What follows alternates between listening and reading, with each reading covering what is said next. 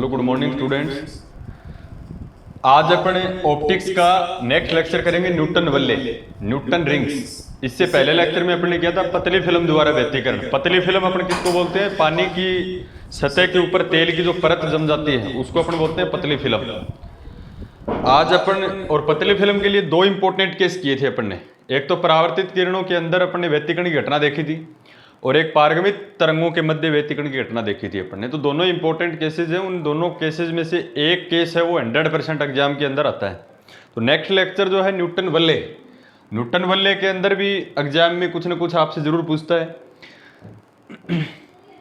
इनको अपन बोलते हैं न्यूटन रिंग्स, न्यूटन रिंग्स।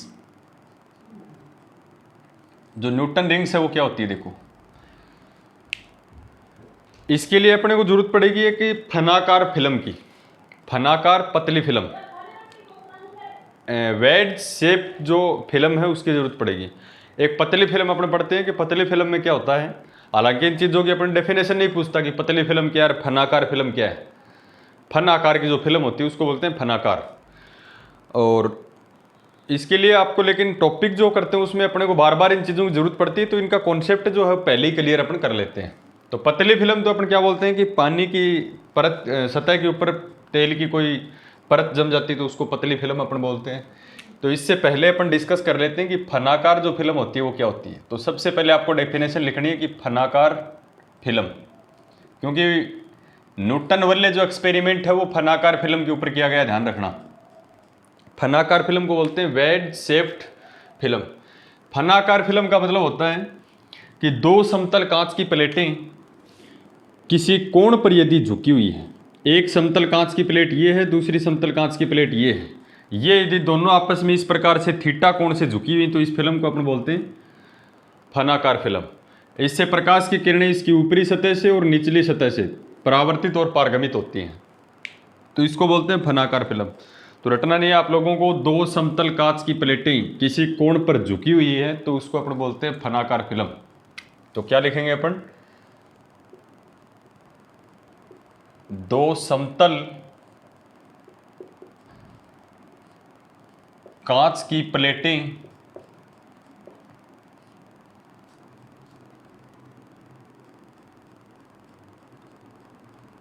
किसी कोण या थीटा कोण पर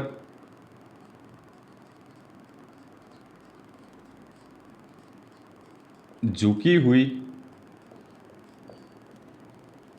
होती है तो इसे फनाकार फिल्म कहते हैं। रटना नहीं आपको, इस प्रकार से दो, जैसे एक समतल कांच की प्लेट ये है, दूसरी समतल कांच की प्लेट ये, किसी कोण थीटा के ऊपर झुकी है, तो इस सिस्टम को अपन बोलेंगे फनाकार फिल्म। यानी दो समतल कांच की प्लेटें थीटा कोण पर झुकी हुई होती हैं तो इसे फनाकार फिल्म कहते हैं। फनाकार फिल्म के लिए अपन डायग्राम बनाएं तो ये समतल कांच की प्लेट, दूसरी समतल कांच की प्लेट ये थीटा कोण पर झुकी हुई है तो इसको बोलते हैं फनाकार फिल्म। प्रकाश की किरण इसकी ऊपरी सतह से और नीचे वाली सतह से क्रम से परावर्तित और पारगमित होंगी तो इसको अपन बोलते हैं फनाकार फिल्म, यानी वेज शेप्ड फिल्म। वेज का मतलब होता है फन, शेप का मतलब होता है आकार, फनाकार फिल्म। अब अपन बात करते हैं कि न्यूटन वल्ले क्या होती है। तो न्यूटन वल्ले का मतलब है कि वल्ले का मतलब होता है रिंग, इस प्रकार से वर्ताकार फॉर्म में। तो न्यूटन वल्ले है वो क्या होती हैं, अपने को ध्यान रखना है कि कोई भी प्रकाश किरण जब इस प्रकार की फिल्म के ऊपर, इस प्रकार की मतलब फनाकार फिल्म से उसका व्यतिकरण होता है, कोई भी प्रकाश किरणें हैं अपने पास, वो प्रकाश किरणें फनाकार फिल्म से व्यतिकरण की घटना प्राप्त होती है, यानी इससे प्रकाश के व्यतिकरण की घटना प्राप्त होती है। तो न्यूटन ये कहता है कि इसमें विशेष प्रकार की फ्रिंजें मिलती हैं। और अपन ने इससे पहले जो फ्रिंजें पढ़ी हैं वो पढ़ी हैं समतल फ्रिंजें। जैसे बात करें अपन यंग का जो डबल स्लिट एक्सपेरिमेंट है उसमें फ्रिंज का जो पैटर्न है वो इस प्रकार से मिला अपने को कुछ। एक काली फ्रिंज, एक चमकीली, एक काली, एक चमकीली, इनको बोलते हैं समतल फ्रिंजें। और न्यूटन क्या कहता है कि ये जो फ्रिंजें यहाँ बनती हैं इस एक्सपेरिमेंट में, वो बोलती हैं वलय आकार की, इस प्रकार से वलय आकार की। और जभी का केंद्र एक ही हो, यानी वलय आकार की फ्रिंजें बनेंगी, एक काली फ्रिंज, एक चमकीली, एक काली, एक चमकीली, इस प्रकार से। पैटर्न सेम यही रहेगा, लेकिन इसका जो प्रतिरूप है वो समतल न होके वलय आकार हो जाएगा, इसलिए इसको बोलते हैं न्यूटन वलय। बनेंगी ऐसी, एक काली, एक चमकीली, एक काली, एक चमकीली, और सभी का केंद्र एक ही है। तो इसको ध्यान से देखोगे आप तो जितने भी वलय हैं, रिंग जितनी भी हैं अपने पास, ये रिंग, उन सभी का केंद्र एक ही है, इसलिए इसको बोलते हैं सकेंद्रीय वलयाकार। सकेंद्रीय वलयाकार, सकेंद्रीय कॉन्सेंट्रिक, सभी का केंद्र एक ही हो तो उनको अपन बोलते हैं सकेंद्रीय। तो अपने को ध्यान ये रखना है कि न्यूटन वलय है वो किस प्रकार से होती है।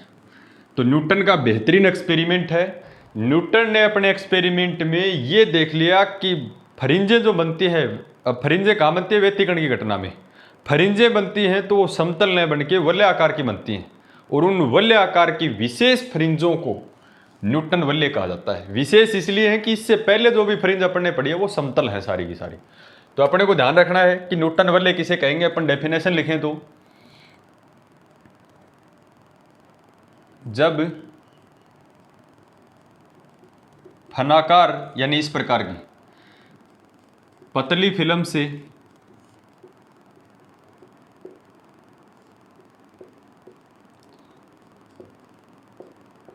व्यतिकरण की घटना होती है। व्यतिकरण क्या होता है, दो या दो से अधिक प्रकाश तरंगें किसी माध्यम के पॉइंट के ऊपर गिरती हैं, तो किसी बिंदु पर प्रकाश की तीव्रता अधिकतम और किसी बिंदु पर प्रकाश की तीव्रता न्यूनतम प्राप्त होती है। इस घटना बोलते हैं व्यतिकरण। जब ऐसा फनाकार फिल्म के अंदर होता है, जब फनाकार पतली फिल्म से व्यतिकरण की घटना होती है, तो इससे, किससे, फनाकार पतली फिल्म से जो व्यतिकरण होता है, तो इससे विशेष प्रकार की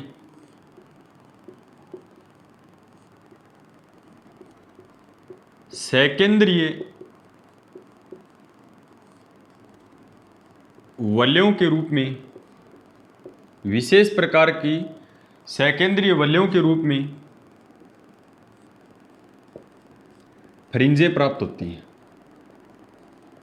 फ्रिंजें प्राप्त होती हैं।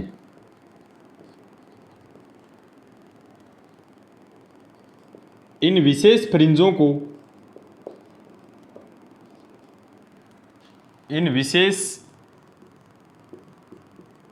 फ्रिंजों को क्या कहेंगे अपन, न्यूटन वलय। इन विशेष फ्रिंजों को न्यूटन वलय यानी न्यूटन रिंग, न्यूटन रिंग्स कहा जाता है। तो ये आपको डेफिनेशन लिखनी है। न्यूटन वलय की जो डेफिनेशन है उसमें क्या लिखना, रटना नहीं है आपको। जब भी फनाकार फिल्म से क्या होता है, व्यतिकरण की घटना होती है, तो उस व्यतिकरण की घटना में विशेष प्रकार की फ्रिंजें मिलती हैं, यानी वो समतल पट्टिकाएं नहीं थी अपने पास। फ्रिंजें जितनी भी बनती हैं वो समतल पड़ी है अपने इससे पहले। ये क्या कहता है कि वलयाकार बनती हैं, और इन विशेष प्रकार की फ्रिंजों को ही न्यूटन वलय कहा जाता है।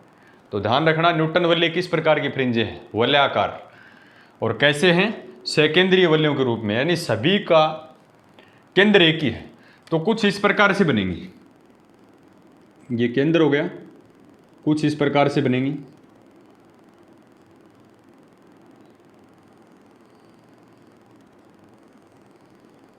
तो ऐसा आपको डायग्राम बनाना है। इसको बोलते हैं न्यूटन वलय। ये है न्यूटन वलय। अब बनेंगी वैसी जैसे सबसे पहले काली फ्रिंज बन गई, उसके बाद में चमकीली, फिर काली, फिर चमकीली, फिर काली, चमकीली, इस प्रकार से, यानी क्रमागत फ्रिंजें बनेंगी, लेकिन वो समतल न बन के वलयाकार के रूप में बनेंगी। तो सबसे पहले डेफिनेशन लिखनी है कि फनाकार फिल्म क्या है, और फिर डेफिनेशन लिखनी है कि न्यूटन वलय क्या है। न्यूटन वलय के बाद में आपको न्यूटन वलय किस प्रकार से होता है ये डायग्राम बनाना है। अब बात यह आती है कि न्यूटन जो वलय है वो किस प्रकार से बनती है, इसका एक्सपेरिमेंट यानी प्रैक्टिकल अपन करके देखें कि क्या वास्तव में ही वलयाकार जो फ्रिंजें हैं वो बन रही है कि नहीं बन रही हैं। तो इसको चेक करने के लिए अपन एक एक्सपेरिमेंट करते हैं, यानी न्यूटन वलयों की घटना जो है कि न्यूटन ने जो बात बताई है वो सही है कि नहीं, उसका चेकअप करने के लिए अपन क्या करेंगे, एक एक्सपेरिमेंट सेटअप करेंगे। और इस एक्सपेरिमेंट की सहायता से अपन ये चेक करेंगे कि क्या वास्तव में समतल फ्रिंजें न बन के इस प्रकार की वलयाकार फ्रिंजें बनती है कि नहीं बनती है। तो अपन इसका देख लेते हैं कि सबसे पहले इसमें अपन क्या करेंगे, कोई भी अपने एक बिंदुवत प्रकाश स्रोत ले लिया और बिंदुवत प्रकाश स्रोत को अपन बोलेंगे मोनोक्रोमेटिक यानी एक वर्णीय प्रकाश स्रोत। एक वर्णीय का मतलब इससे निकलने वाली सभी प्रकाश की किरणें जो हैं एक ही कलर की, यानी सभी की तरंग दैर्घ्य वो बराबर होनी चाहिए। ये है एक वर्णीय प्रकाश स्रोत। और कैसा है, बिंदुवत है। एक वर्णीय प्रकाश स्रोत को लिख देते हैं एस से, सोर्स। अब इससे प्रकाश किरणें निकलेंगी, इस प्रकार से निकल गई। और यहां अपन एक लगा दें उत्तल लेंस, कन्वेक्स लेंस, इस प्रकार से। अब ये उत्तल लेंस क्या करेगा कि जैसे इसके ऊपर प्रकाश किरण गिरेगी, देखो एस से आने वाली प्रकाश की किरण इस लेंस के ऊपर गिरेगी, तो उत्तल लेंस का एक फायदा क्या होता है कि ये सभी प्रकाश किरणों को पैरेलल कर देता है अपवर्तन के बाद में। तो इस प्रकार से ये क्या कर देगा, इनको पैरेलल करेगा, दोनों प्रकाश किरणों को पैरेलल करेगा।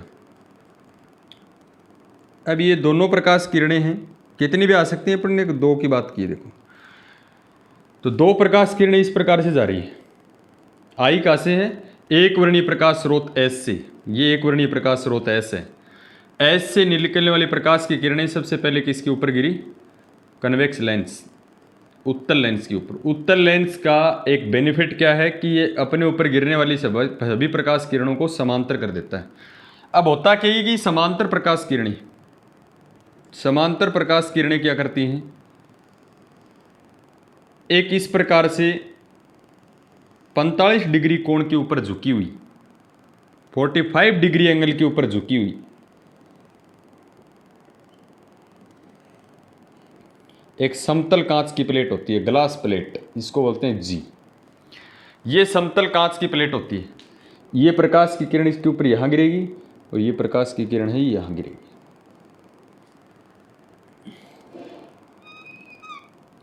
और ये कितने डिग्री कोण पर झुकी हुई है, 45 डिग्री एंगल के ऊपर झुकी हुई है। इस प्रकार से समतल कांच की प्लेट झुकी हुई है।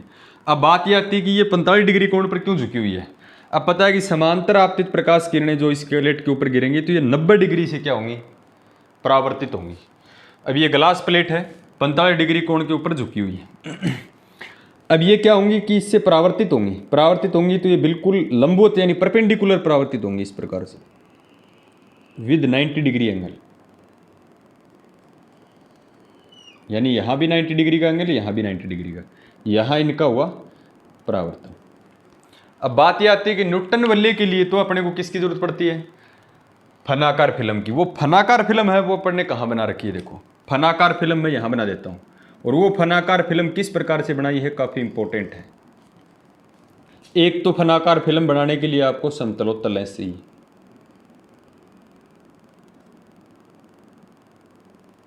और एक इसके नीचे अपन क्या रखेंगे, समतल कांच की प्लेट।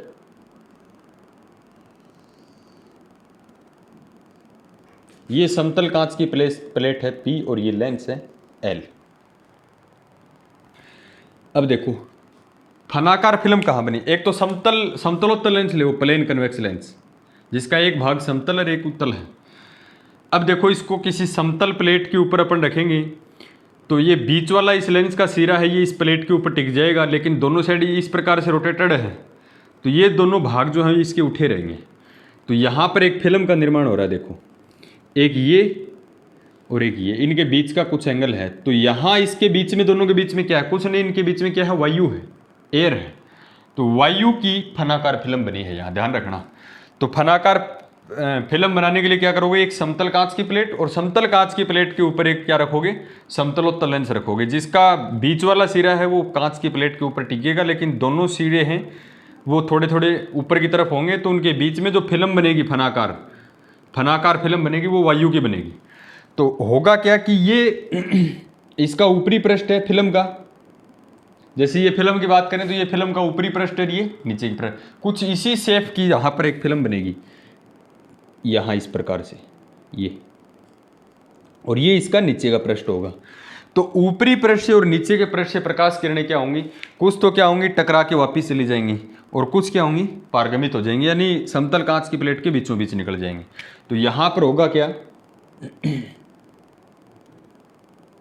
कि इस प्रकार से कोई और प्रकाश की किरणें ले लेते हैं, जैसे ऐसे इसकी बात कर लेते हैं। तो कुछ प्रकाश किरणें क्या होंगी यहाँ से टकरा के वापिस भी जा सकती है, जैसे यहाँ से टकरा के वापस भी जा सकती है। कुछ प्रकाश की किरणें इससे बीचों बीच निकल के इस पार्ट से टकरा के वापस जा सकती है, इस पार्ट से टकरा के वापस जा सकती हैं, और कुछ प्रकाश किरणें हैं वो बीचों बीच निकल जाएंगी।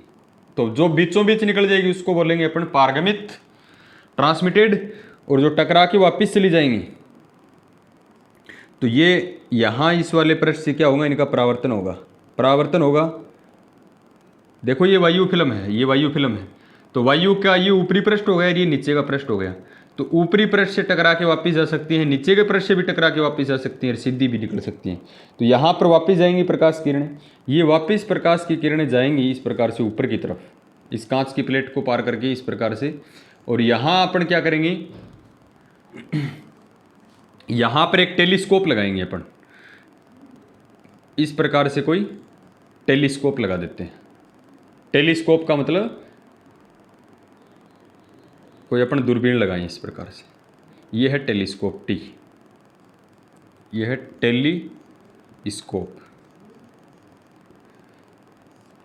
तो हुआ क्या देखो कि यहाँ पर प्रकाश किरणें आई, यहाँ फनाकार फिल्म बनी, तो इससे परावर्तित जो प्रकाश किरणें थी ये टेलीस्कोप से सहायता से अपन ने देखा, तो नीचे अपन इस प्रकार से देखते हैं तो नीचे कुछ वलयाकार फ्रिंजें बनी, और वलयाकार फ्रिंजें बनी वायु की इस फनाकार फिल्म के कारण, यानी कुछ इस प्रकार की आपको फ्रिंजें दिखाई दी, एक काली एक चमकीली, एक काली एक चमकीली। तब न्यूटन ने बताया था कि आप इस प्रकार का एक्सपेरिमेंट करोगे तो इसमें समतल फ्रिंजें न बन के विशेष प्रकार की वलयाकार फ्रिंजें दिखाई दे रही हैं।